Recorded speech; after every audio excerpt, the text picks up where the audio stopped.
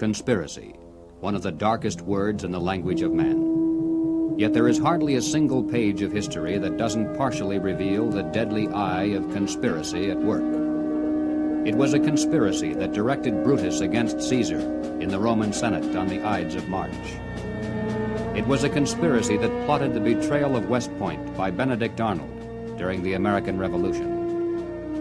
It was a conspiracy that led John Wilkes Booth to the assassination of President Lincoln on Good Friday, 1865.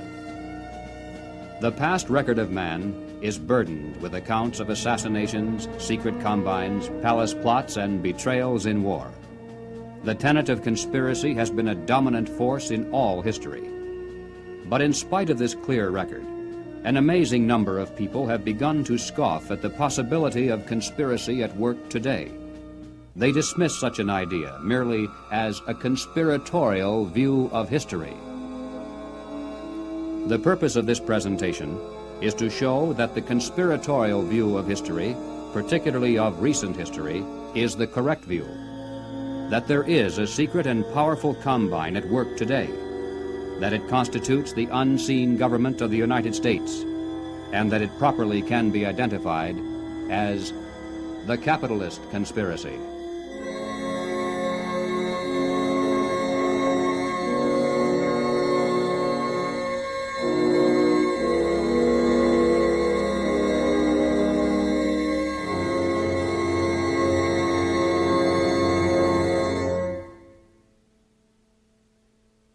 In 1963, the nation was held spellbound by the testimony of gangster Joe Valachi as he exposed the inside workings of the international crime syndicate known as the Cosa Nostra, or the Mafia. No matter how carefully criminal conspiracies are organized, eventually they're exposed because someone on the inside goes to the authorities and talks. The same is true with political conspiracies. For instance, over the years, there has been a steady stream of defectors from the communist apparatus, and through their testimony, we now have a clear idea of how that conspiracy is organized and operated. But one large piece of the puzzle always has been missing. It's a matter of record that some of the greatest help to world communism often has come from prominent and respectable leaders within the United States. Obviously, these men are not communists. As a matter of fact, most of them are extremely wealthy and are thought of as capitalists who supposedly would have the most to lose under socialism and communism. And yet the record is disturbingly consistent, and Americans repeatedly have asked why. Why have some of the richest people in the United States, both in and outside of government, aligned themselves with leftist policies that would appear to be the path to their own destruction? And if there is a conspiracy at work among these men, why hasn't someone on the inside exposed it? The answer is, someone has. Dr. Carroll Quigley is a professor of history at Georgetown University. He is the author of the widely used textbook, Evolution of Civilization. He is a member of the editorial board of the monthly periodical, Current History. He has been a frequent lecturer and consultant for such groups as the Industrial College of the Armed Forces, the Brookings Institution, the U.S. Naval Weapons Laboratory, the Naval College, the Smithsonian Institute, and the State Department. Dr. Quigley also has been closely associated with many of the family dynasties of the super-rich. He is, by his own boast, an insider with a front-row view of the world's money power structure. When Dr. Quigley wrote this 1,300-page book of dry history entitled Tragedy and Hope, it was obvious that it would never be read by the masses. It was intended for the intellectual elite. And to such a select readership, Dr. Quigley cautiously exposed one of the best-kept secrets of all time. But he also made it quite clear that he was an extremely friendly apologist for this group, and that he fully supports their goals and purposes. On page 950, Dr. Quigley says, "I know of the operations of this network because I have studied it for 20 years and was permitted for 2 years in the early 1960s to examine its papers and secret records. I have no aversion to it or to most of its aims, and have for much of my life been close to it and to many of its instruments. In general, my chief difference of opinion is that it wishes to remain unknown." Dr. Quigley points out that during the past 200 years, while the peoples of the world gradually were winning their political freedom from monarchies, the major banking families of the world were nullifying the trend toward representative government by setting up new dynasties of political control, but behind the scenes, in the form of international financial combines. These banking dynasties had learned that all governments, whether they be monarchies or democracies, must borrow money in times of emergency, and that by providing such funds from their own private resources, with strings attached, of course, gradually they could bring both kings and democratic leaders under their control. Dr. Quigley believes that people should be more familiar with the identities of these clever banking dynasties. They include such names as Baring, Hambros, Lazard, Erlanger, Warburg, Schroeder, Seligman, the Spires, Mirabeau, Mallet, Fuld, and above all, Rothschild and Morgan. It should be noted that while the Rothschilds and other Jewish families cooperated together in these ventures, this was by no means a Jewish monopoly, as some have alleged. Men of finance of many nationalities and many religious and non-religious backgrounds collaborated together to create this superstructure of hidden power. Its essence was not race, nor religion, nor nationality. It was simply a passion for control over other human beings.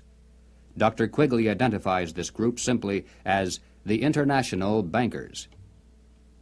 These are not the same as the local commercial bankers with whom we deal in everyday life. International bankers deal not with the general public, but with the industrial giants of the world, with other financial institutions, and especially with governments. The key to their success has been to control and manipulate the money system of a nation, while letting it appear to be controlled by the government. The net effect is to create money out of nothing, lend it to the government, and then collect interest on it, a rather profitable transaction, to say the least. For example, in 1694, international banker William Patterson obtained the charter of the Bank of England, and the power over England's money system fell into private hands. In a boastful mood, Patterson said, "The bank hath benefit of interest on all moneys which it creates out of nothing." 230 years later, Reginald Mackina, British Chancellor of the Exchequer, said, "The banks can and do create money, and they who control the credit of the nation direct the policy of governments and hold in the hollow of their hands the destiny of the people." Turning to the United States, Dr. Quigley tells us, "The structure of financial controls created by the tycoons of big banking and big business in the period 1880 to 1933 was of extraordinary complexity, one business fief being built on another, both being allied with semi-independent associates, the whole rearing upward into two pinnacles of economic and financial power. One, centered in New York, was headed by J.P. Morgan and Company, and the other, in Ohio, was headed by the Rockefeller family. When these two cooperated, as they generally did, they could influence the economic life of the country to a large degree, and could almost control its political life, at least on the federal level. In the United States, it was inevitable that the international banking interests would attempt to establish the same kind of private monopoly over the money system that they had achieved in England, France, Germany, Italy, and Switzerland. The same formula would be used: make it look like a government operation, but keep the control in private hands. John D. Rockefeller had purchased the Chase Bank, and his brother William bought the National City Bank of New York. The Rockefeller Chase Bank was later merged with the Warburg's Manhattan Bank to form the Chase Manhattan, one of the most powerful financial combines in the world today. Acting in concert with the Morgan banking dynasty, they spent untold millions of dollars to promote legislation that would grant to them a private franchise over this nation's money system. To sell this scheme to the voters, the monopolists created the propaganda line that the proposed banking law somehow would work against the monopolies. Politicians took up the cry, "Banking reform," and "Down with Wall Street." And then, to make it look convincing, the financial tycoons publicly pretended to oppose the measure, all the while financing it behind the scenes. On December 22, 1913, the Federal Reserve Act finally was passed into law. Something known as the Federal Reserve System came into being, and with it, total control over the nation's money fell into private hands. The Federal Reserve System solely is responsible for creating money in the United States. The Treasury prints only what the Federal Reserve tells it to print. The far greater amount of checkbook money is also determined by this group. Yet it is not a government agency and is entirely beyond the reach of the American voter. Technically, the stock of the Federal Reserve System is held by 12 privately owned national banks that make up the system. These, in turn, are owned primarily by the private banking dynasties that work so hard to bring that system into being. By law, the 7 members of the Federal Reserve Board are appointed by the President for a term of 14 years each. In spite of the incredible length of these appointments, nevertheless, they're supposed to create the illusion that the people, acting through their elected leaders, have some voice in the nation's monetary policies. In practice, however, every president since the beginning of the Federal Reserve System has appointed only those men who were congenial to the financial interests of the international banking dynasties. There have been no exceptions. It is now known that the original Federal Reserve Board was handpicked by Colonel Edward Mandell House, who early in his career had represented British and American banking interests. The intimate papers of Colonel House, edited by Charles Seymour, reveal House as the unseen guardian angel of the Federal Reserve System. In the words of Mr. Seymour, the Schiffs, the Warburgs, the Kahns, the Rockefellers, and the Morgans had faith in House. In 1912, Colonel House authored this book entitled Philip Drew, Administrator. The hero, a thinly disguised version of himself in real life, was a behind-the-scenes manipulator of prominent political figures. In the disguised form of a novel, the book lays bare the general strategy that has been followed ever since, even to the very present. It tells of how a small group of insiders cause a depression, and then bring about the election of a man named Rockland. Rockland gives fireside chats and launches a program called the New Era to strengthen government control over the masses. Eventually, the insiders who control the government weaken the country deliberately to the point of civil war, which provides them with the excuse for establishing a dictatorship under Philip Drew. Colonel House was the man who selected Woodrow Wilson as a presidential candidate, and later became his principal advisor. Wilson was totally dependent on House for all political decisions. He was his alter ego. The president himself had written, "Mr. House is my second personality. He is my independent self. His thoughts and mine are one. If I were in his place, I would do just as he suggested."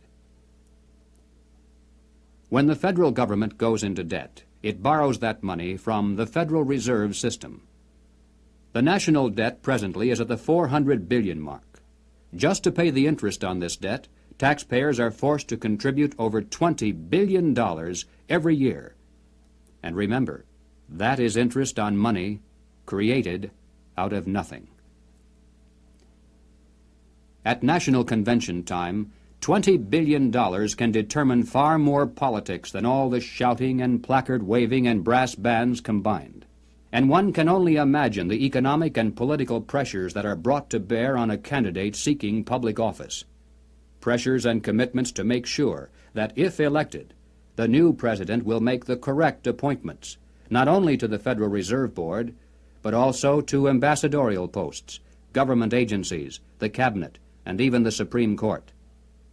This is why, through the years, administrations change, party labels change, but major policies do not. In 1870, a wealthy British socialist by the name of John Ruskin was appointed as Professor of Fine Arts at Oxford University in London. He taught his students that the state must take control of the means of production and organize them for the good of the community as a whole. but he advocated placing control of the state into the hands of a single dictator.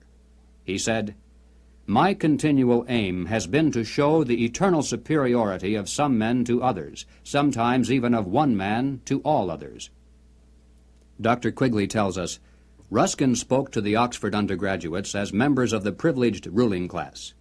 He told them that they were the possessors of a magnificent tradition of education, beauty, rule of law, freedom, decency, and self-discipline, but that this tradition could not be saved unless it could be extended to the lower classes in England itself and to the non-English masses throughout the world.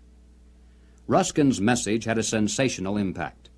His inaugural lecture was copied out in longhand by one undergraduate, Cecil Rhodes, who kept it with him for 30 years.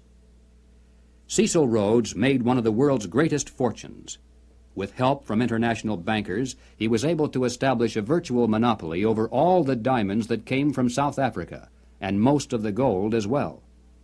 Throughout his entire life, Cecil Rhodes spent most of his vast income to promote the ruling class ideas of John Ruskin. Many people are familiar with the world-famous Rhodes Scholarships, which were established to promote the less controversial aspects of John Ruskin's dream.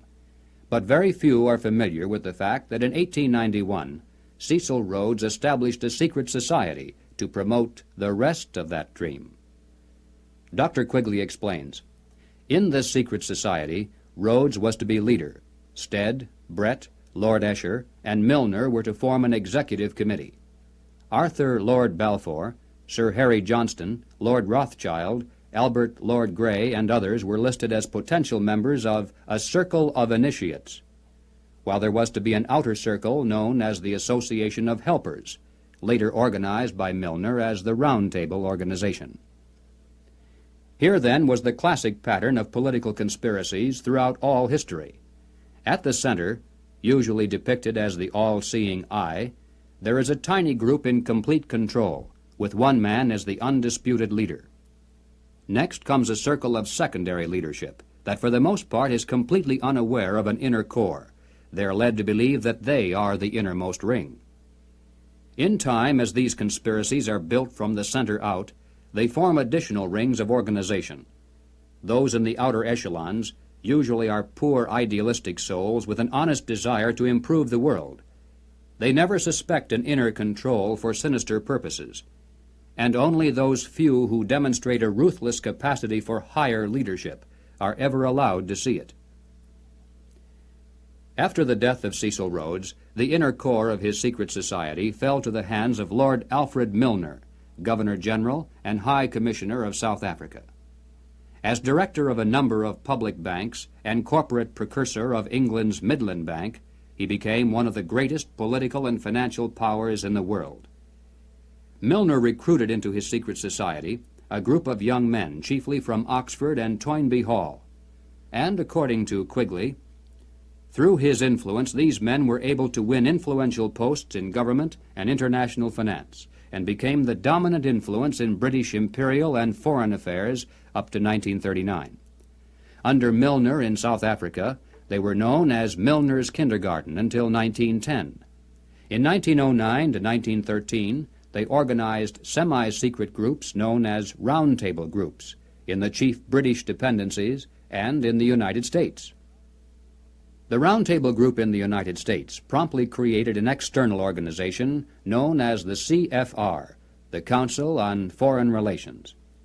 It is through this organizational ring and then outward, through tax-exempt foundations, universities, and government agencies, that the international capitalist conspiracy has dominated the domestic and foreign policies of the United States for over 50 years.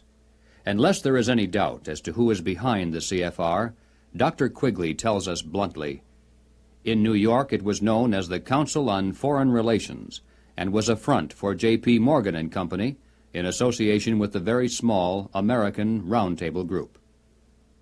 The CFR building is located on the west side of fashionable Park Avenue in New York. Although it definitely is not the center of the conspiracy, and although practically none of its members are aware of an inner control, nevertheless it is semi-secret in its operation. It shuns publicity, and members are sworn not to disclose to the public the proceedings of its conferences and briefings. It has a formal membership of 1,400 elite personalities. In Harper's Magazine of July 1958, there is an article entitled School for Statesmen, written by CFR member Joseph Kraft. Kraft revealed that one of the chief architects for the CFR was none other than Colonel Edward Mandell House. At the time of writing this article, Mr. Kraft boasted that the CFR membership even then included the President, the Secretary of State, the Chairman of the Atomic Energy Commission, the Director of the Central Intelligence Agency, the Board Chairman of 3 of the country's 5 largest industrial corporations, 2 of the 4 richest insurance companies, and 2 of the 3 biggest banks, plus the senior partners of 2 of the 3 leading Wall Street law firms, the publishers of the 2 biggest news magazines and of the country's most influential newspaper, and the presidents of the big 3 in both universities and foundations, as well as a score of other college presidents, a scattering of top scientists and journalists. The CFR, from behind the scenes, has dominated this nation for decades. CFR members include top executives and journalists for the New York Times, the Washington Post, the Chicago Daily News, Harper's, Look, Time, Life, Newsweek, U.S. News and World Report, CBS, NBC, MGM. They include directors of the Ford Foundation, the Rockefeller Foundation, the Carnegie Endowment Fund. They include Presidents Hoover, Eisenhower, Johnson, and Nixon, Secretaries of State Stettinius, Atchison, Dulles, Herter, and Rusk, a fantastic percentage of the President's Cabinet, undersecretaries, the Federal Reserve Board, ambassadors to other countries, Supreme Court justices, and presidential advisers. The average American has never heard of the CFR, yet it is the unseen government of the United States. It's a sobering fact that the hidden power structure of international finance has exerted tremendous influence over public opinion in this country through its virtual control of higher education and major segments of mass communications. The human mind is like a computer. No matter how efficient it may be, its reliability is only as great as the information fed into it. If it is possible to control the input of the human mind, then no matter how intelligent a person may be, it's entirely possible to program what he will think. And yes, it's even possible to program people to laugh at the mere mention of the word conspiracy. Such programming, of course, can work in both directions. While one group has been conditioned not to see any conspiracy at work, another group has been led to believe that communists have been behind practically everything, a position easily made to look ridiculous. These well-intentioned anti-communists have been correct in their charge of conspiracy, but incorrect in knowing who to blame. As far back as 1907, Trotsky was financed by British bankers. By 1917, the major financing for the communist revolution in Russia was coming through Lord Alfred Milner, the leader of that inner core within the Roundtable groups and the CFR. In America, Jacob Schiff of Kuhn, Loeb and Company gave $20 million to Trotsky. From Germany, millions more came from Max Warburg. The communist movement, not only in the United States, but around the world, always has been financed by the international banking establishment. Dr. Quigley explains why the establishment has never greatly worried about the communist movement in America. He says, "It must be recognized that the power that these energetic left-wingers exercised was never their own power or communist power, but was ultimately the power of the international financial coterie." In the 1950s, when the public became aroused over evidence of communist subversion in the federal government, it was a simple expedient to have a promising young congressman from California dramatically expose one communist agent. The establishment press gave it extensive coverage, the public was placated, and the obscure congressman became a national hero almost overnight. But when Congressman Reese of Tennessee began to investigate the link-up between Alger Hiss, the Carnegie Endowment, the Morgan Bank, and the interlocking tax-exempt foundations, the establishment press and the administration moved mightily against him. The pressures were so great that he was forced to abandon his investigation, and no one has dared to try it since. After a man has far more money than he possibly can spend for pleasures, what is left to excite him? For those with a ruling class mentality, the answer is power, raw power over other human beings. Money can buy such power only to a point. Beyond that, politics is the sport, and world politics is the ultimate game. For the purposes of this presentation, we have referred to those in the international power structure as capitalists. But these men are not really capitalists in the classical sense. They are merely rich socialists. They have gained their vast wealth not through honest competition and free enterprise, but by political influence and favoritism, the granting of government protection to eliminate competition, and by gigantic fraud of the money system, backed by government force. These men are striving to create a world superstate, with the expectation that from behind the scenes they will be the ones who will rule. Not free enterprise capitalism, but big government is the conspiracy's life force. World government is its ultimate goal. But what is the best way to sell big government and then world government to a people like ours, historically devoted to an independent republic of limited powers? The answer is simple. In revolutionary literature, the tactic is known as pressure from above and below. It's the strategy that Colonel House laid down in his book, Philip Drew, Administrator. Deliberately create problems, and then offer only those solutions that result in the expansion of government. Create conditions so frightful at home and abroad that the abandonment of personal liberties and national sovereignty will appear as a reasonable price for a return to domestic tranquility and world peace. If those who seek world dominion can stimulate leftist mobs into violent confrontation with local law enforcement, and also provide exhaustive news coverage so that the entire nation can see and tremble, then the peaceful and freedom-loving majority can be programmed to accept a vast expansion of government powers and even a national police force, offered supposedly to end the violence. If those who seek world dominion can raise the specter of an enemy armed to the teeth with superior atomic weapons on the verge of launching a nuclear holocaust, and also offer world government as the prevention, then millions of Americans can be programmed to accept the loss of national sovereignty as our last best hope for peace. This is the meaning of pressure from above and below.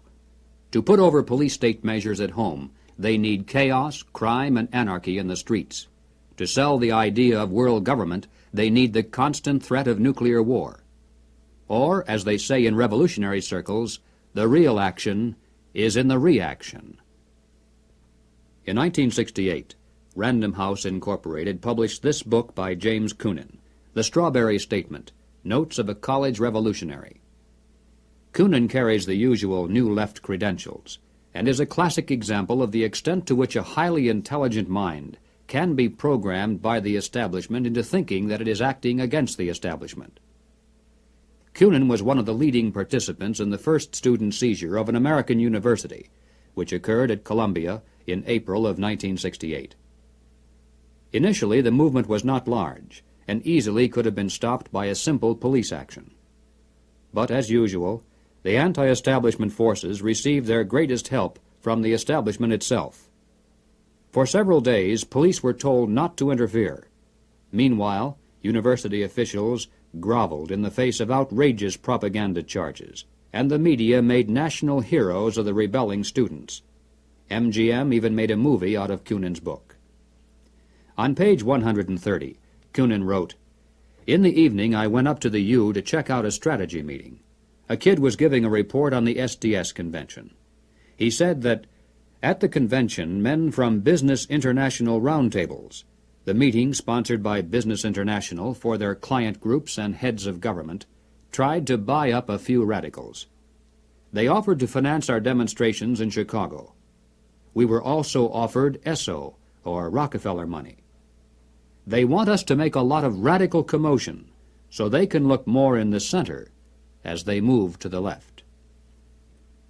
Jerry Kirk, while a student at the University of Chicago, was active in the SDS, the Du Bois Club, the Black Panthers, and the Communist Party. In 1969, Mr. Kirk broke from the party and the following year testified before the House and Senate Internal Security Committees. Here is what Mr. Kirk has told us. Young people have no conception of the conspiracy's strategy of pressure from above and pressure from below. They have no idea that they're playing into the hands of the establishment they claim to hate.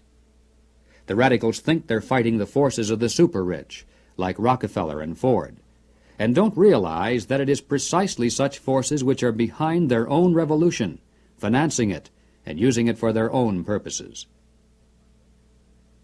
When Stokely Carmichael was head of the militant revolutionary group known as SNCC, he was invited to speak at the University of Chicago. Jerry Kirk, then still a Black Panther, was among those who attended, and here is how he described Carmichael's appearance. Mr. Carmichael was obviously in the middle of something rather important, which made him more nervous and more tense than in the past. He started speaking of things which he said he could not have said before because his research was not finished. He spoke of the false consciousness of many blacks who believed the Jews were the instrument of oppression of blacks. And he made note of the fact that even though many Jewish people, for example in New York, own quite a bit of land, one must understand that the overwhelming percentages of mortgages in Harlem was owned not by Jewish people, but by Morgan Guarantee Trust, the Morgan family, and Chase Manhattan Bank, the Rockefellers. He repeated the line from the song he liked so well. "Something is happening here, but you don't know quite what it is, do you, Mr. Jones?" What he was getting at was that the Jews were simply one strata of society who are themselves being oppressed by people who were much richer and much more powerful. In the agencies of this power, he cited banks, the chief among which were Morgan Guarantee Trust and Chase Manhattan, and the foundations connected with these monoliths. It was not long after this that Stokely Carmichael mysteriously was ousted from both SNCC and the Black Panthers. Apparently, he had learned too much. More and more young radicals are beginning to wake up to the fact that their entire lives have been carefully programmed by the very people who are their hate symbols. They're beginning to realize that their so-called anti-establishment outlook actually is the calculated product of the establishment press, the establishment communications media, the establishment entertainment industry, the establishment schools. Rich men's corporations publish and popularize revolutionary books and songs. Through advertising, rich men's businesses subsidize revolutionary magazines. Rich men's tax-exempt foundations pour millions of dollars into left-wing organizations. The federal establishment in Washington, through agencies like the OEO, provide weekly paychecks to thousands of hardcore revolutionaries. And so we return again to the basic question, why? Why does the establishment publicly condemn but privately support the anti-establishment movement?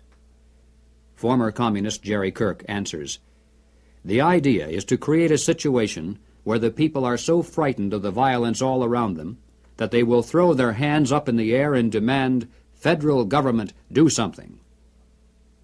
And the only choice open will be martial law. The communists, black militants, and revolutionaries will never succeed in overthrowing the government of the United States. But unless they are stopped, they will scare the American people into accepting socialism from Washington and statist rule by the insiders of the establishment. This is what it is really all about." In Bavaria, the year 1786, acting on a tip from an informer, police raided the home of a prominent attorney named von Zwack. They seized documents and letters revealing that he was a high-ranking member of an extensive conspiracy called the Order of the Illuminati. Over the centuries, forms of the word Illuminati, meaning the enlightened ones, have been used by many secret sects and occult organizations. Most prominent among these were the Illuminados of Spain, the Gueronnais of France, and the Roshania of Afghanistan. But these were concerned primarily with psychological and spiritual objectives, a proclaimed inner wisdom and mind mastery of the secrets of the universe. The conspiracy exposed in Bavaria was of an entirely different order. The Illuminati was founded on May 1st, 1776, by Adam Weishaupt, a professor at Ingolstadt University. Weishaupt obviously had been a serious student of the occult, for many of its bizarre features and symbols were incorporated into his organization.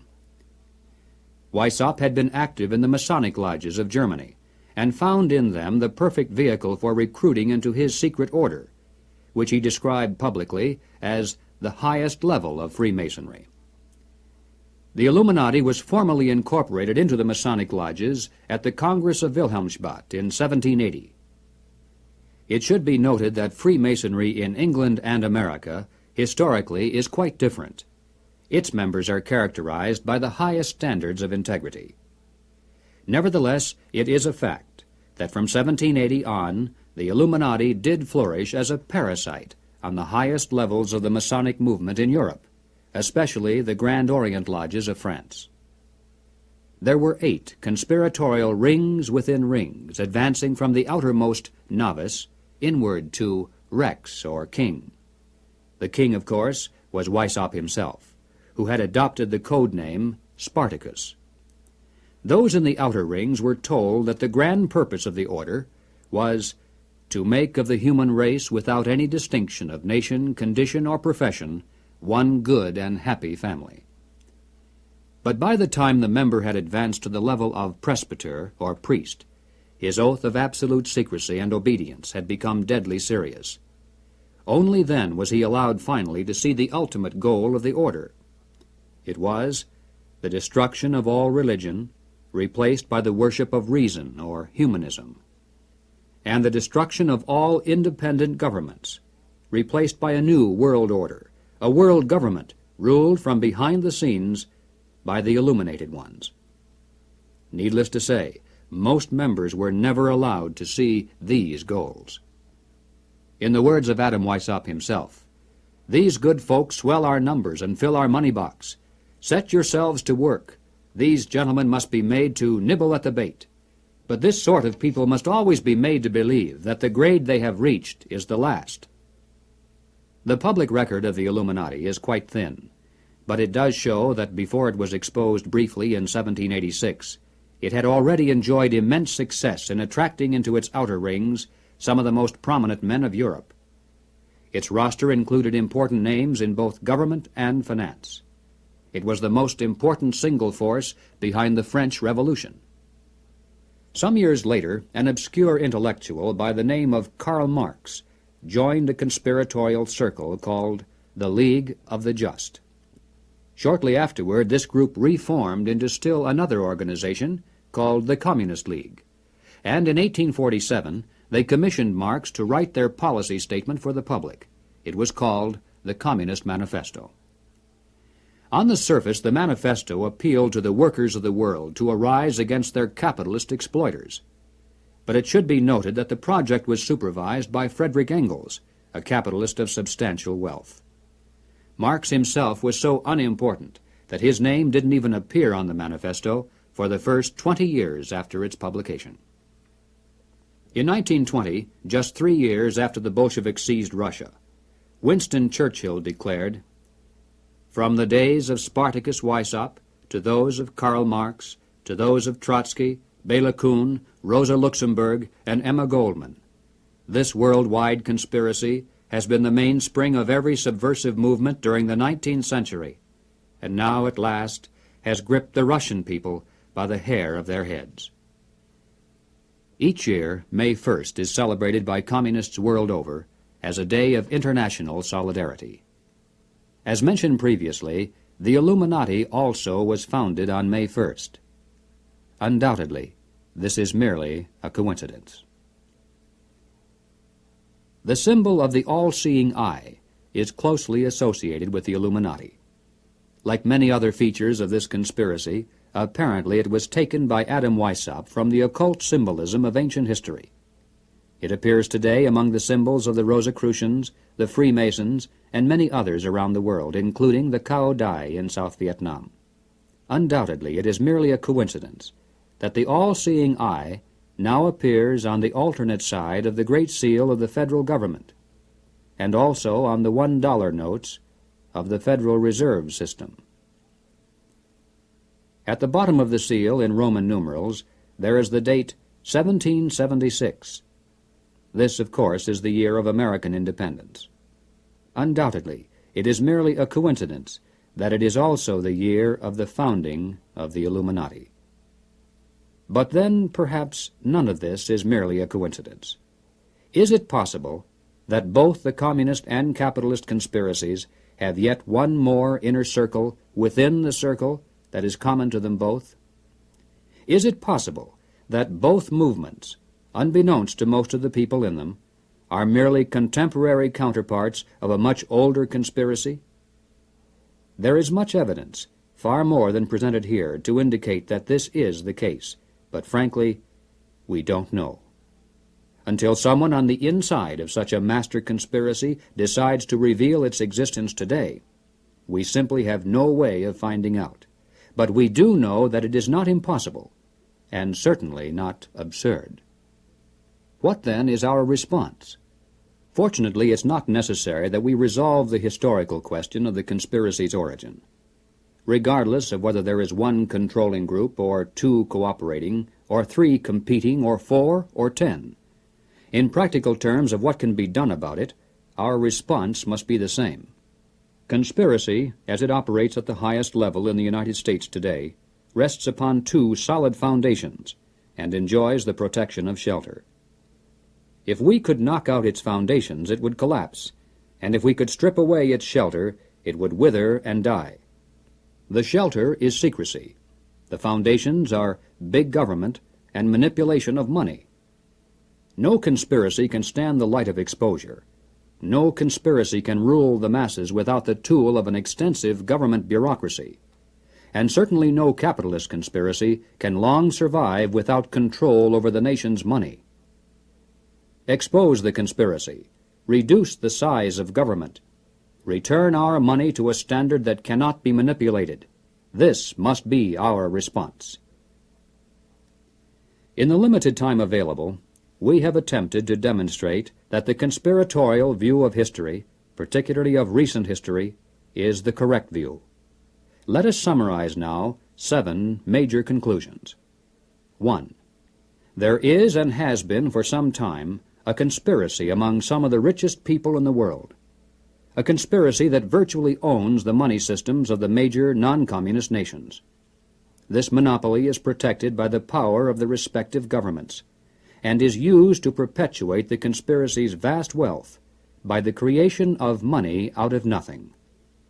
2. In the United States, this monetary fraud is perpetuated through the Federal Reserve System. Although the executive branch theoretically has some control over this system through occasional appointments, in reality it is the system and those behind it who control the executive branch. 3. The capitalist conspiracy in this country surfaces to public view in the form of the semi-secret Council on Foreign Relations. Its members exercise their control over the nation through government, tax-exempt foundations, centers of education, and the mass communications media. 4. On the surface, the capitalist conspiracy appears to oppose communism. It spends billions of dollars in spectacular military displays of anti-communism all around the world, but never to the extent of seriously harming the enemy, and certainly not to the extent of defeating him. Meanwhile, behind the scenes, the conspiracy always has nourished and aided communism both at home and abroad. It does this not because it is pro-communist, but because it needs the appearance of a formidable foe, and the chaos byproduct of a managed conflict to advance its own goal of totalitarian world government. 5. There is much evidence indicating that the capitalist and communist conspiracies both are directed by a single master conspiracy which may have continuity with the order of the Illuminati, which was founded 200 years ago. But this historical question is not nearly as important as the immediate question of what can be done about it today. 6. As for our response, we must begin to dismantle the conspiracy's machine of big government. We must restore American independence. We must return our schools to local control. We must protect our police forces from federal aid, which is the certain path to a national police force controlled from Washington. We must denounce revenue sharing as a transparent device leading to control over local government. We must raise up men for political office who not only talk about reducing government, but who will do it once they're elected. And that means men who are totally independent of establishment politics. 7. We must reduce the Federal Reserve System to a service function of clearing checks between banks only. Merely turning the system as it stands over to the federal government, as some have suggested, will not solve the problem. The same people would control it either way. The root of the evil is that money is created out of nothing, and the insiders could do that today just as easily directly through government as they do through the Federal Reserve System. The ultimate solution is to prevent anyone, in or out of government, from manipulating the money supply. And the only way to do that is to return our money to the gold and silver standards. 8. We must expose the conspiracy to public view. If somehow every American could be made aware of the facts contained in this presentation, if it were possible to circumvent the establishment's channels of mass communication and carry this message person to our friends and neighbors and fellow club members, the conspiracy would collapse like a house of cards. Yes, the hour is late, but it is not too late if we are realistic in our efforts. As Americans, we can still speak out without fear of imprisonment. We can still join together into patriotic groups to multiply our effectiveness. We can still challenge the establishment's candidates. We still retain that remnant of power to regain control of our own government. With divine guidance and with your help, it can be done.